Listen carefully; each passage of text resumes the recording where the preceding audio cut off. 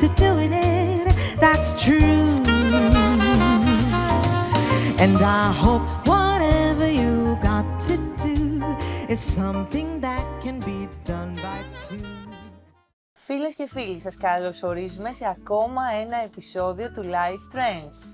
Αυτή την εβδομάδα έχουμε για εσάς πολλά και όμορφα θέματα και πολύ θετική διάθεση. Θα κάνουμε μαζί ένα καλοκαιρινό, φρέσκο και χαρούμενο ταξίδι. Πάμε λοιπόν να ξεκινήσουμε. Πρώτα θα σας ταξιδέψουμε στην πανέμορφη Πάτμο, ένα νησί γεμάτο ιστορία και μαγεία. Θα σας παρουσιάσουμε επίσης τα μοναδικά χειροποίητα κεριά από τα μαγευτικά μετέωρα, τα Mocha Scandies, της Έλενας Mocha. Κεριά με ψυχή, φως και άρωμα που θα γεμίσουν ζεστασιά τον χώρο σας. Και τέλος, στο στούντιο μαζί μας η γιατρός και επιστήμονας Μαρία Μανολαράκη, που συνδυάζει την επιστημονική γνώση με την πολύπλευρη ζωή της μητέρας και της γυναίκας. Με δικό της ιατρείο στη Γλυφάδα θα μιλήσουμε μαζί της για την υγεία, τη μητρότητα και τους απαιτητικούς ρυθμούς της σύγχρονης ζωής. Η Πάτμος είναι ένα από τα πιο πνευματικά φορτισμένα νησιά της Ελλάδας, γνωστή ως νησί της Αποκάλυψης. Δεν προσφέρει μόνο θρησκευτικό τουρισμό, αλλά και απόλυτη ηρεμία. Περιπλανηθείτε στα σοκάκια της χώρας, απολαύστε το ηλιοβασίλεμα από το μοναστήρι του Αγίου Ιωάννη και βουτήξτε στα κρυστάλλινα νερά του Γρίκου και της Ψηλής Άμμου. Είναι ένας ιδανικός συνδυασμός μεταξύ εσωτερικής γαλήνης και φυσικής ομορφιάς. Ένας καλοκαιρινός προορισμός που πραγματικά αναπνέει. Πάμε να περάσουμε στα αγαπημένα μας Mocha Scandies, που δεν είναι απλώς κεριά, είναι κομμάτια φως που έρχονται από ένα τόπο γεμάτο μυσταγωγία, τα μετέωρα.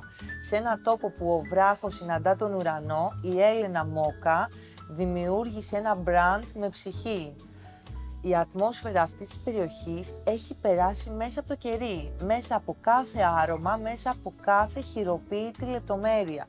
Εκτός από την οικολογική τους ταυτότητα, τα κεριά είναι εμποτισμένα με αισθήσεις και νοσταλγία. Είτε επιλέξετε κάτι λουλουδένιο, είτε κάτι πιο ρητινώδες, το κερί μοιάζει να μιλάει στο χώρο. Είναι το τέλειο δώρο, αλλά και μια καθημερινή μικρή πολυτέλεια για εσάς.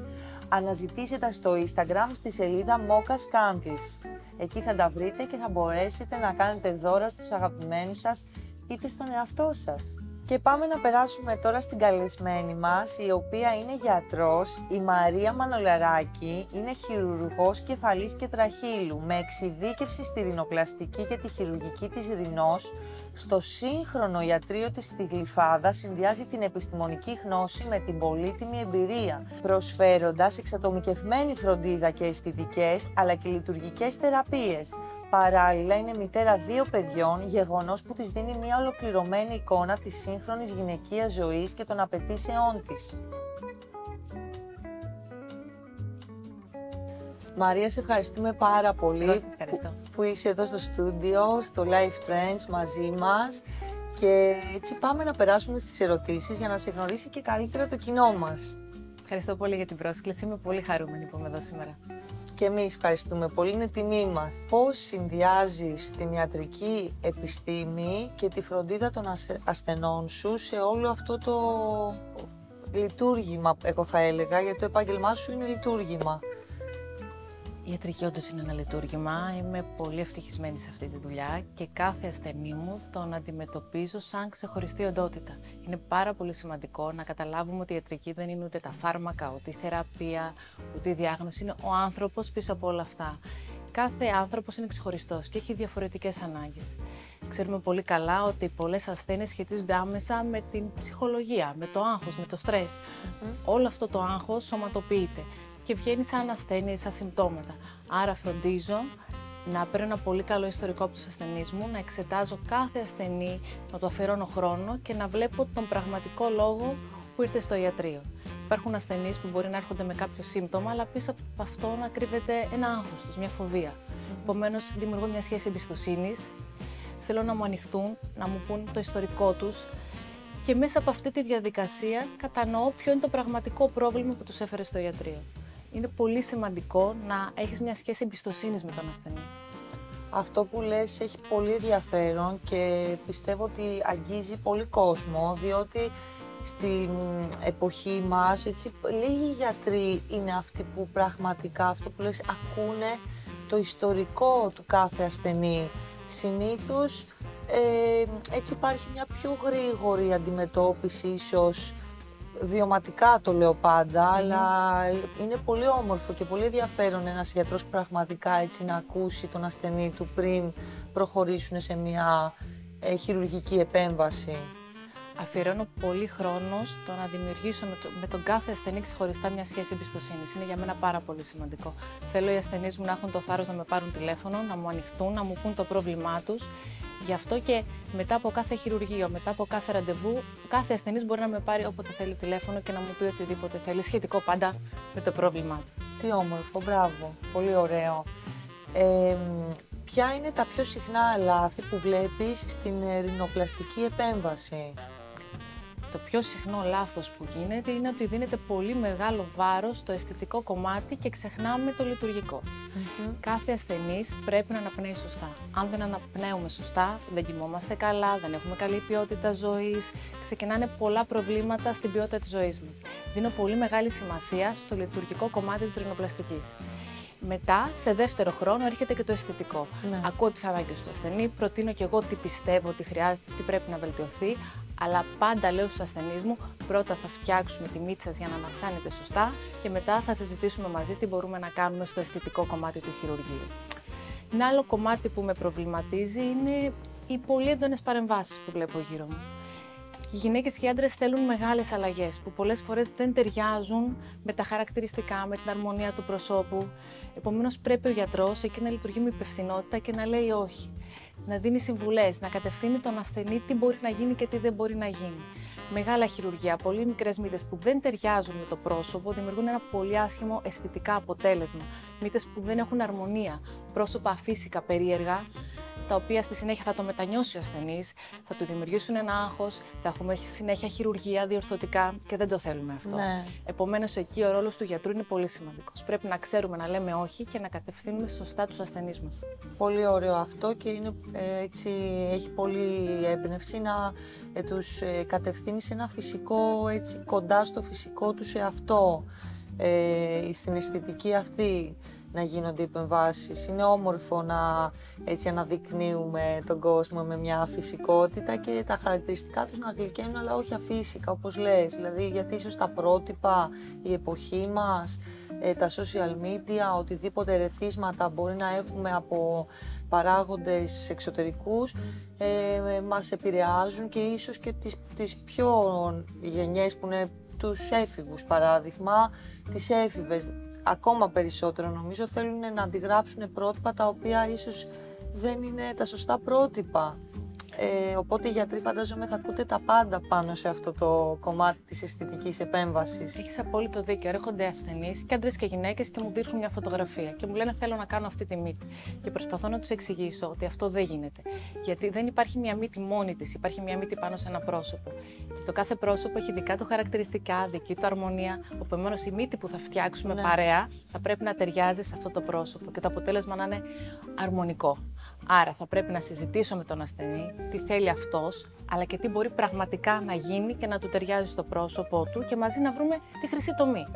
Σε μια μύτη που θα ανασένει σωστά και θα είναι όμορφη πάνω σε αυτό το πρόσωπο. Αυτός είναι ο στόχος. Λειτουργικές μύτες, όμορφες μύτες και μια αρμονία και μια φυσικότητα στο αποτέλεσμα. Όμορφα πρόσωπα, χαρούμενοι ασθενείς. Δεν είναι τόσο δύσκολο. Είναι. Και η λειτουργικότητα της αναπνοής δεν είναι λίγο, είναι το πιο σημαντικό. Σήμερα, δηλαδή είναι μια επέμβαση που ίσως πολύ το διάφραγμα το αμελούν. Πολύ, πολύ. Και έρχονται να κάνουν ρινοπλαστική και δεν τους νοιάζει τόσο πώς είναι η μύτη τους από μέσα, λειτουργεί σωστά, ανασένουν. Εκεί έρχεται ο ρόλος του γιατρού, να κατευθύνει σωστά. Ναι. Γι' αυτό πρέπει να διαλέξουμε τον σωστό γιατρό που εμπιστευόμαστε και που θα κάνει το καλύτερο δυνατό αποτέλεσμα για εμάς. Έτσι είναι, πολύ σημαντικό. Πόσο σημαντική είναι η εξατομικευμένη προσέγγιση που ακολουθείς πάνω στους ασθενείς σου? Το είπα και πριν, για μένα κάθε άνθρωπος είναι ξεχωριστός. Δεν μπορώ να κάνω, ακόμα και αν δύο άνθρωποι έχουν το ίδιο σύμπτωμα, δεν μπορώ να τους κάνω την ίδια θεραπεία. Κάθε άνθρωπος είναι ξεχωριστός, χρειάζεται άλλα πράγματα, έχει άλλες ανάγκες.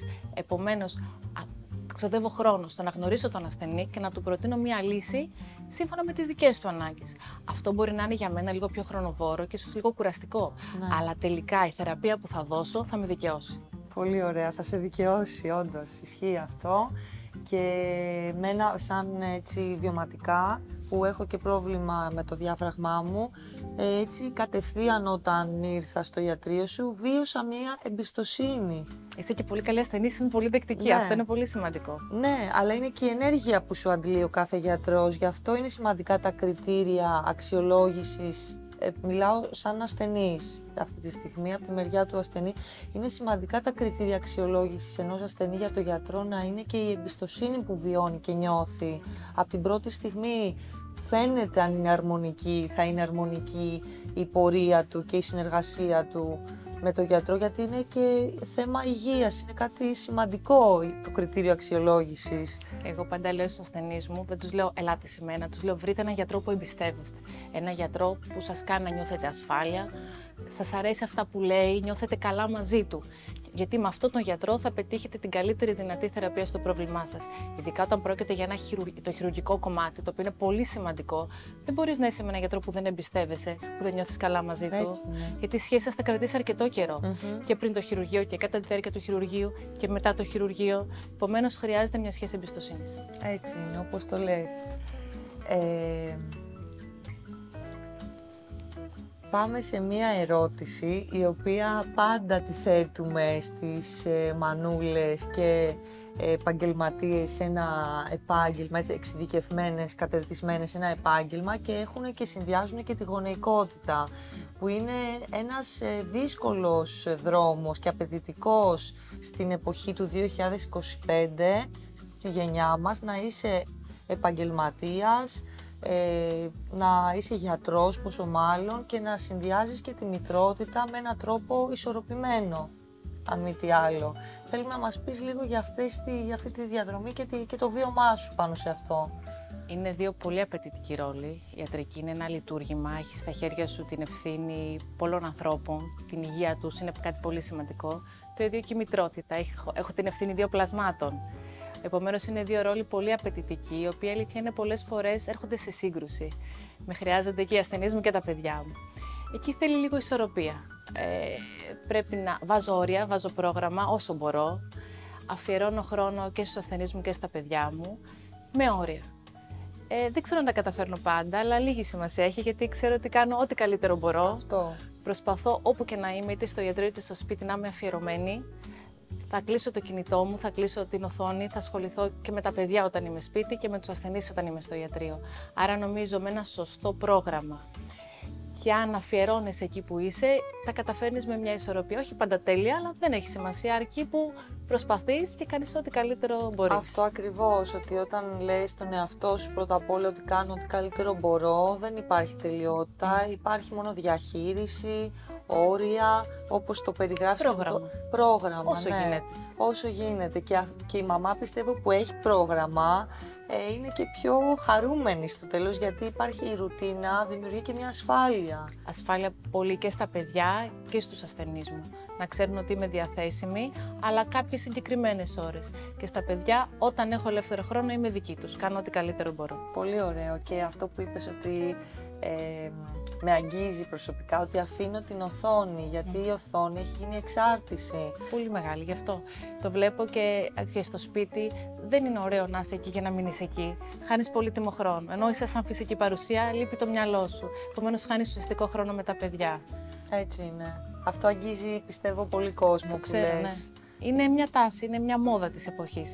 Οι οθόνες έχουν μπει και στην ιατρική. Έρχονται ασθενείς πλέον, διάβασα στο ίντερνετ ή κάναμε έτσι σαν αυτή τη διάσημη. Εντάξει, πρέπει λίγο να αποκοπούμε και να διατηρήσουμε λίγο τις προσωπικές μας σχέσεις. Έτσι είναι, όπως το λες, και σημαντικό η διαχείριση. Η διαχείριση είναι πρώτα απ' όλα να διαχειριζόμαστε εμείς τους εαυτούς μας, και όταν καταφέρνουμε να διαχειριζόμαστε και να έχουμε όρια στον εαυτό μας, Νομίζω ότι μπορούμε να έχουμε όρια και διαχείριση στον οποιοδήποτε γύρο μας, σε όλα τα πεδία. Είτε στα παιδιά μας, στο εργασιακό κομμάτι, στο συζυγικό κομμάτι, στο συντροφικό. Δηλαδή είναι πολλοί ρόλοι της καθημερινότητας. Και σωστές ουσιαστικές σχέσεις. Είτε στο επαγγελματικό τομέα, είτε στο προσωπικό. Πολύ σωστές όμορφα. ουσιαστικές σχέσεις. Έτσι είναι.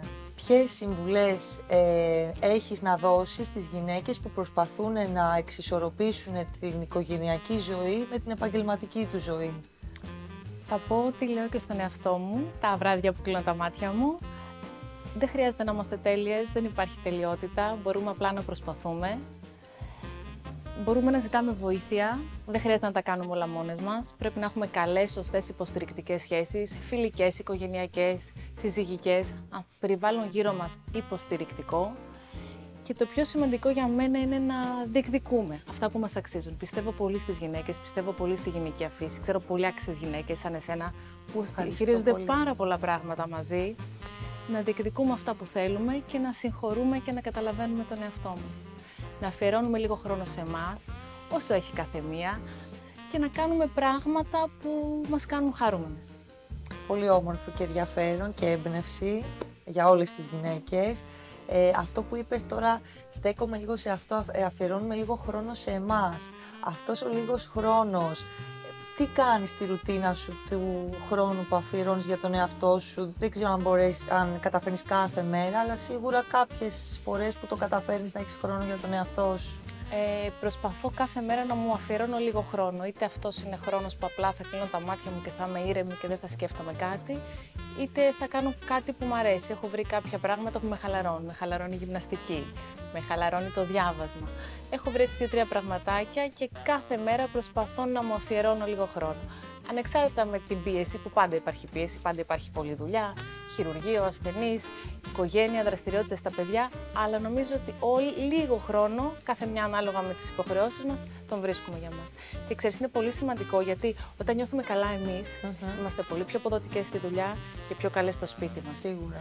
Επομένως, αν δεν τα έχουμε καλά με τον εαυτό μας και δεν νιώθουμε ίδιες καλά, δεν μπορούμε και στους υπόλοιπους τομείς να είναι καλά. Έτσι είναι, όπως το λες, και πολλοί λένε και το βιώνω και το βλέπω, ότι η χαρούμενη μαμά, παράδειγμα, είναι και η καλή μαμά. Άμα είναι χαρούμενη, είναι και καλή μαμά, γιατί η ενέργειά της βγαίνει στα παιδιά, οπότε και τα παιδιά βιώνουν μια όμορφη ενέργεια από τη μαμά τους. Ακριβώς. Όπως και φαντάζομαι και στα άλλα παιδεία και στο επαγγελματικό κομμάτι. Βέβαια, όταν εγώ δεν είμαι καλά και δεν έχω καλή ψυχολογία και δεν είμαι ήρεμη, πώς μπορώ να βοηθήσω άλλους ανθρώπους? Άρα θα πρέπει όταν πηγαίνω στο ιατρείο να μπορώ να είμαι καλά. Η κάθε μια με το δικό της τρόπο, κάθε μια ξέρει τι την κάνει χαρούμενη. Εγώ έχω βρει κάποια πραγματάκια που με βοηθούν να τα απεξέρχομαι σε όλο αυτό το άγχος και το στρες. Και η γυμναστική είναι ωραία εκτόνωση. Πάρα πολύ μεγάλη Για την εκτόνωση. ψυχή και το σώμα και την ευεξία και το πνεύμα. Νομίζω ότι βοηθάει και καλά και επιστημονικά λένε ότι εκρίνουμε σεροτονίνες με τη γυμναστική, αλλά και νομίζω και για το κομμάτι της εκτόνωσης της καθημερινότητας. Είναι μια αποσυμφόρηση. Σε κάθε ασθενή μου, ανεξάρτητα με το λόγο που έρχεται σε μένα, ακόμα και όταν ο λόγος είναι καθαρά οριλά, δηλαδή κατέβηκε τη μύτη του, το λαιμό του, σε όλους προτείνω μια ισορροπημένη ζωή, μια ισορροπημένη διατροφή, να κάνουν γυμναστική.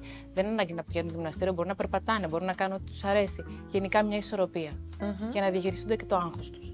Τι θα συμβούλευες ένα κορίτσι το οποίο το όνειρό του είναι να ακολουθήσει το επάγγελμα του γιατρού, της ειδικότητάς σου? Είναι μια πολύ ωραία ειδικότητα, με ένα ευρύ πεδίο δράσης, μπορεί να ασχοληθεί με πάρα πολλά πράγματα, είτε παθολογικά, είτε χειρουργικά. Μακάρι να μπορούσαν στην Ελλάδα τα παιδιά να πάνε σε ένα ιατρείο, να πάνε σε ένα νοσοκομείο, να νιώσουν πραγματικά πώς είναι αυτό το επάγγελμα, γιατί δυστυχώς στην Ελλάδα ξεκινάς να δουλεύεις σε μεγαλύτερη ηλικία, αλλά δεν έχεις ακριβώς επαφή με το αντικείμενο. Θεωρώ ότι είναι μια σπουδαία δουλειά, πραγματικά μια δουλειά που μπορείς να πάρεις πάρα πολλά πράγματα και ψυχικά, οπότε θα έλεγα σε όποιο παιδί σκέφτεται να ακολουθήσει τον δικό μου δρόμο, να μιλήσει σε έναν συνάδελφο, να δει πραγματικά πώς είναι η δουλειά και αν του αρέσει θα τον στηρίξουμε όλοι και θα τον βοηθήσουμε να το ακολουθήσει. Πολύ ωραίο, πολύ έμπνευση όλο αυτό. Μαρία μου, σε ευχαριστούμε πολύ που ήσουν εδώ και πραγματικά έτσι όλες αυτές τις πολύτιμες συμβουλές σου και την εμπειρία σου που μοιράστηκες μαζί μας και με το κοινό μας. Ευχαριστούμε πολύ. Εύχομαι καλή επιτυχία σε ό,τι κάνεις. Χαρήκα πάρα πολύ που σε είδα. Σε ευχαριστώ πάρα πολύ για σήμερα. Πέρασα πολύ ωραία. Και εμείς. Φίλες και φίλοι, σας ευχαριστούμε θερμά που ήσασταν και σήμερα μαζί μας. Ελπίζουμε να απολαύσατε το ταξίδι στην Πάτμο, να αγαπήσατε τα Mocha Scantlis και να βρήκατε χρήσιμα τα λόγια της γιατρού Μαρίας Μανολαράκη. Μείνετε συντονισμένοι στο Life Trends για περισσότερα θέματα που αγαπάμε, για ταξίδια, για ομορφιά και για υγεία. Καλή συνέχεια σε όλους και να περνάτε πολύ όμορφα.